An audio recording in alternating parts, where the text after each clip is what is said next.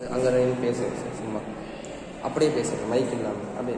Mic இல்லாமல் இல்லை அது இருக்கட்டும், நீங்கள் அப்படியே பேசுங்க. மைக் எடுத்துட்டியா? எடுத்துட்டேன். இன்னைக்கு நம்ம காம்ப்ளெக்ஸ் நம்பரை பற்றி படிப்போம். இது வரைக்கும் நம்ம படித்ததெல்லாம் மெய்யெண்களை பற்றி தான் படிச்சிருக்கிறோம். மெய்யெண்களுடைய வகைகளை நாம் பார்க்கும்போது முதல்ல இயலெண்கள் அப்படின்னு ஒன்று படித்தோம். இயலெண்கள் நம்ம என்ன சொல்லுவோம்? என் அப்படின்னு சொல்லுவோம். அது என்ன இருக்கும்? 1 2 3 4 போயிட்டு இதான் இயலெண்கள். 1 2 3 4 எக்ஸெட்ரா. இந்த இயலெண்கள் கூட 0 சேர்த்துட்டோம்னா அது முடியும். 1 2 3 4 எக்ஸெட்ரா. இதெல்லாம் பிளஸ் நம்பர்ஸ் தான் இருந்துச்சு, மிகை எண்களாக இருந்தது. இந்த மிகை எண்கள் கூட குறையும் சேர்த்துட்டோம்னா ஜட் அப்படின்னு சொல்லுவோம். அது என்னென்ன? -3 -2 -1 0 1 2 3. இதுதான் முழுக்கள், இன்டிஜர்ஸ் அப்படின்னு சொல்லுவோம். இதெல்லாமே மொழி எண்கள் இருக்குது. இதுல விகிதமுறி எண்கள். விகிதமுறி எண் என்ன? பின்ன எண்கள். அதாவது PBQ என்ற வடிவில் இருக்கக்கூடிய அனைத்து எண்கள் விகிதமுறி எண்கள். அது பிளஸ்ஸாக இருக்கலாம், மைனஸாக இருக்கலாம். ஆனால் Q என்ன இருக்கக்கூடாது? 0 இருக்கக்கூடாது. அப்படி இருக்கக்கூடிய எண்கள் விகிதமுறி எண்கள் நம்ம என்ன சொல்லுவோம்? Q அப்படின்னு சொல்லுவோம். அது Q பிளஸ்ல மிக விகிதமுறு, Q மைனஸ்ல குறை விகிதமுறு சொல்லுவோம். இந்த விகிதமுறை எண்கள் கூட ரேஷனல் நம்பர்ஸ், விகிதமுறா எண்கள், அது நம்ம எழுதிக்கணும். இதெல்லாம் சேர்ந்ததுதான் மெய்யெண். இதெல்லாம் சேர்ந்ததுதான் மெய்யெண். நம்ம இதுவரைக்கும் படிச்சது பூரா இந்த மெய்யெண்கள் பற்றி தான் படிச்சோம். அது √2 √3 எக்ஸெட்ரா இருக்கலாம், 3/4 இருக்கலாம், 2/5 இருக்கலாம், -3/7 இருக்கலாம், என்ன வேணாலும் இருக்கலாம். ஆனால் இதுக்குள்ள ஒரு குறிப்பிட்ட மதிப்பு நமக்கு தெரிஞ்சிருச்சு. இதுதான் நான் படிச்சுட்டேன். நம்ம இன்னைக்கு படிக்கிறது எதுக்கு படிக்க போறோம்னா கற்பனையான எண்களையும் சேர்த்து படிக்க போறோம். இதுக்கு முன்னாடி நம்ம கற்பனையான எண்கள் எங்காவது பார்த்துருக்கிறோமா? நம்ம படிச்சது எங்காவது வந்துருக்குதா அப்படின்னு பார்த்தோம்னா, இருபடி சமன்பாடுகள் பற்றி நம்ம படிக்கும் போது இருபடி சமன்பாடுடைய தீர்வுகள் காண்பதற்கு நம்ம ஃபார்முலா படித்தோம். அந்த ஃபார்முலால கற்பனைங்கிற ஒரு வார்த்தையை நம்ம பயன்படுத்தி ஒரு இருபடி சமன்பாட்டுடைய பொது வடிவம் ax² + bx + c = 0. இதுதான் ஒரு இருபடி சமன்பாட்டுடைய பொது வடிவம். இதுல x உடைய தீர்வு x = -b ± b²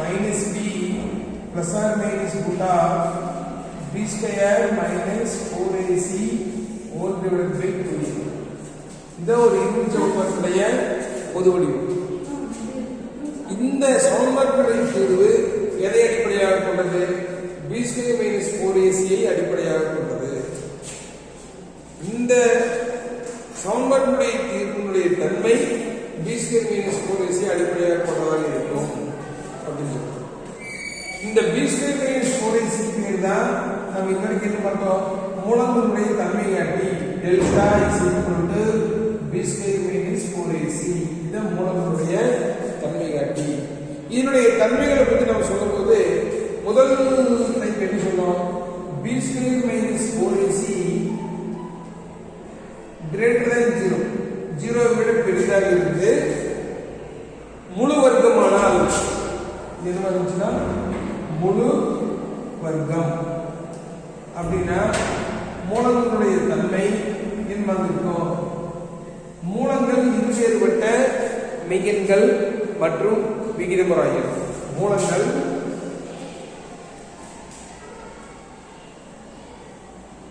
இருவேறுபட்ட மெய்யெண்கள், அதே சேம் டைம் என்ன இருக்கும்? விகிதமுறு எண்கள். இது முழு வர்க்கமாக இருந்தால் b² - 4ac > 0 முழு வர்க்கம் அல்ல, முழு வர்க்கம் அல்ல அப்படின்னு சொன்னோம்னா மூலங்கள் இரு வேறுபட்ட மெய்யெண்களாக இருக்கும். என்னவா இருக்கும்? விகித முறா எண்களாக இருக்கும். irrational numbers அப்படின்னு பாருங்க. இது இரண்டாவது பார்க்கும்போது b ஸ்கொயர் மைனஸ் 4ac உடைய மதிப்பு 0 ஆக ஆனால் இந்த இடத்துல 0 ஆயிடுச்சுன்னு வச்சுக்கோங்க. ரூட் 0 ஆயிடும். Minus b plus 0 minus b by 2a minus b minus 0 minus b by 2a. மூலங்கள் சமமான மெய்யெண்கள். இந்த இடத்துல என்ன? மூலங்கள் சமமான மெய்யெண்கள். இதுவரைக்கும் மெய்யெண்களை பற்றி பார்த்தோம். மூணாவது டைம் நம்ம என்ன பார்த்துருக்கோம்னா b ஸ்கொயர் மைனஸ் 4ac மதிப்பு லெஸ் தேன் 0 விட குறைவாக இருந்தால், குறையெண்ணாக இருந்தால் மூலங்கள் கற்பனையானவை, மெய்யெண்கள் அல்ல அப்படின்னு பார்த்துட்டு அதை விட்டுருக்கோம். இன்னைக்கு நம்ம என்ன பார்க்க போறோம்? அந்த கற்பனை மூலங்களை பற்றி டிஸ்கஸ் பண்றோம். கற்பனைகள்ல கற்பனை எண் எப்படி இருக்கும்? இந்த ரூட்டுக்குள்ள நெகட்டிவ் நம்பர் வந்ததுன்னா நம்ம வேல்யூ கண்டுபிடிக்க முடியாது பேசிக்கலாம். அது 10th ஸ்டாண்டர்ட் 11th ஸ்டாண்டர்ட், ஆனால் 12th ஸ்டாண்டர்ட்ல அதுக்கான வேல்யூ கண்டுபிடிக்கணும். இப்போ அதை பற்றி தான் நம்ம என்ன பண்ண போறோம்? டிஸ்கஸ் பண்ணுறோம். அப்போ காம்ப்ளெக்ஸ் நம்பர் கலப்பெண்கள்ல மெய்யெண்களை பற்றி படிக்க போறோம், கற்பனையான எண்ணை பற்றி படிக்க போறோம். ரெண்டு கலந்தது காம்ப்ளெக்ஸ் நம்பர். அப்போ ஒரு காம்ப்ளெக்ஸ் நம்பருடைய பொது வடிவம் a plus ib. இதுதான் காம்ப்ளெக்ஸ் நம்பருடைய பொது வடிவம். அதை நம்ம ஜெனரல் சொல்றோம். ஒரு மெய் எண்ணும் கற்பனையான எண்ணும் கலந்தது கலப்பெண். ஆனா a மீனிங் என்ன? மெய்யெண்கள். ஐங்கிறது என்ன? இது கற்பனை அப்படின்னு நம்மளுக்கு காமிக்கக்கூடியது ஐ. அதுக்காக யூஸ் பண்ணுறோம். இந்த ஐக்கு மதிப்பு இருக்குதா இல்லையானா இருக்குது. எப்போ மதிப்பு இருக்குன்னா பெருக்கும் போது இருக்குது. i into i square உடைய வேல்யூ -1 சொல்லுவோம். இப்போ இது மெய் பகுதின்னு சொன்னா இது கற்பனை பகுதின்னு சொல்லுவோம். காம்ப்ளெக்ஸ் நம்பரை பொறுத்தளவு நம்ம என்ன தெரிஞ்சுக்கணும் அப்படின்னா ஃபர்ஸ்ட் ஸ்டெப்பு அது எப்போ கற்பனை ஆகும்னு தெரிஞ்சுக்கணும். அதே ரொம்ப முக்கியம். இப்போ ரூட் ஆஃப் 1 அப்படின்னு ஒரு நம்பர் எடுத்துட்டு வச்சுக்கோங்க. ரூட் 1 நம்ம சொல்லுவோம் பிளஸ் ஆர் மைனஸ் 1 சொல்லுவோம். இதே ரூட் 4 என்ன சொல்லுவோம்? பிளஸ் ஆர் மைனஸ் 2 அப்படின்னு சொல்லுவோம். இதே ரூட் 9 என்ன சொல்லியிருப்போம்? பிளஸ் ஆர் மைனஸ் 3 வர்க்கமூலம். இப்போ நான் என்ன சொல்றேன்? ரூட் ஆஃப் -1 தெரியாது, ரூட் ஆஃப் -4 தெரியாது, ரூட் ஆஃப் -9 தெரியாது. இப்போ தெரியாது நம்ம என்ன நம்புறோம்? தெரியும். இப்போ காம்ப்ளெக்ஸ் நம்பரை பொறுத்தளவு இது பாருங்க, i உடைய பவர் 1 அப்படின்னா i power 1 is equal to i. இதே i ஆல் பெருக்கினா என்ன ஆகும்? i square. i ஸ்கொயர் உடைய வேல்யூ -1. i ஸ்கொயர் உடைய வேல்யூ -1. இது i ஆல் பெருக்கும்போது என்ன ஆகும்? i power 3. i பவர் 3 உடைய வேல்யூ இது i ஆல் பெருக்கும்போது என்ன ஆகும்? -i. இது i ஆல் பெருக்கும்போது என்ன ஆகும்? அடுத்தது i பவர் 4. இது i ஆல் பெருக்கும்போது இதையும் பெருக்கணும். -i என்ன? i square. i ஸ்கொயர் உடைய வேல்யூ -1 னா இது மைனஸ் ஆஃப் மைனஸ் என்ன ஆயிடும்? +1 ஆயிடும். அப்ப இது நமக்கு என்ன தெரியுது? i பவர் 1 உடைய வேல்யூ i ஸ்கொயர் உடைய வேல்யூ -1, i கியூப் உடைய வேல்யூ -i பவர் 4 உடைய வேல்யூ 1. அடுத்து என்ன இருக்கு? இது i ஆல் பெருக்கினா i பவர் 5. अब इधर यार करने में i again इधर करने ना i power 6 इधर i square is equal to -1. इधर यार करने को तो i power 7. अब इधर यार करने ना -i. इधर यार करने को तो i power 8. अब -i square that is 1. अब ये पीरियड अब इधर से धीरे அடுத்து i பவர் 9 னா இது i ஆகும். i பவர் 10 ஆகும். i ஸ்கொயர் என்ன? -1 ஆகும். i பவர் 11 என்ன ஆகும்? இது i ஆல் பெருக்கினா -i. இது i ஆல் பெருக்கும்போது i பவர் 12. இங்க -i ஸ்கொயர் இருக்கும்போது என்ன ஆகும்? அப்படியே திருப்பி திருப்பி வந்துட்டு இப்ப பாருங்க இதுல I power 4 உடைய வேல்யூ 1,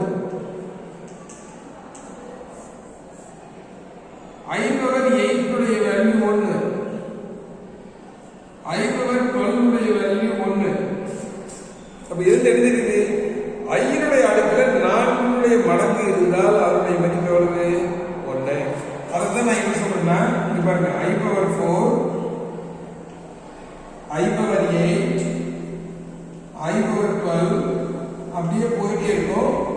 I உடைய பவர் 4 உடைய மடங்கு 4n, n உடைய மதிப்பு என்ன இருந்தாலும் அதனுடைய வேல்யூ எவ்வளவு? 1. இதான் அர்த்தம். அடுத்தது பாருங்க ஃபர்ஸ்ட் 4 I வரையும் கூட்டி பாருங்க. I square, I cube, I power 4.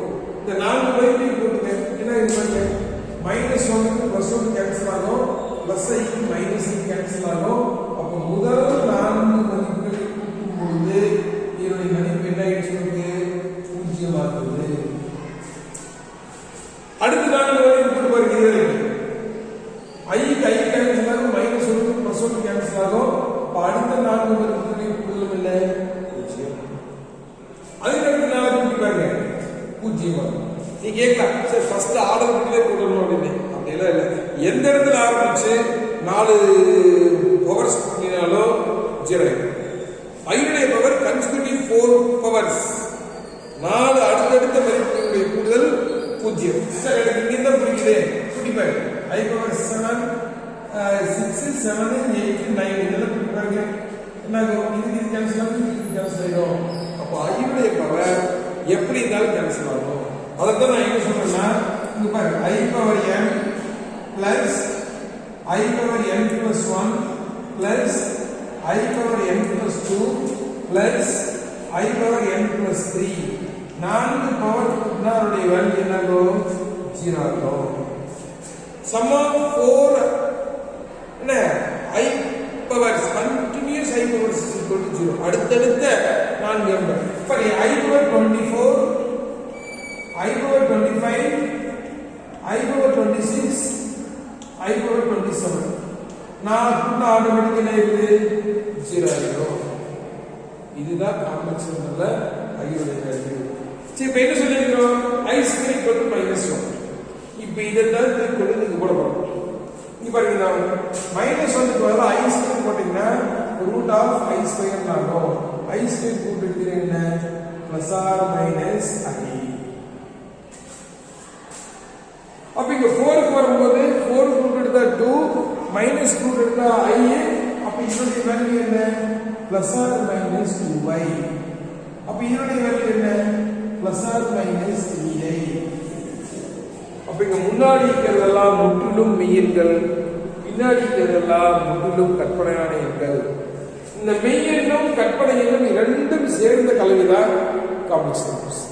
அப்ப காம்ப்ளெக்ஸ் நம்பர்ஸ்ல மெய்யெண் கற்பனையான எண் ரெண்டு வரணும் அப்படின்னா வரணுங்கிற அவசியம் இல்லை. அது மெய்யெண்ணாம இருக்கலாம், கற்பனையான எண்ணா இருக்கலாம், கலந்துதான் இருக்கலாம். அது ரெண்டு கலந்தது தான் என்ன காம்ப்ளெக்ஸ் நம்பர்.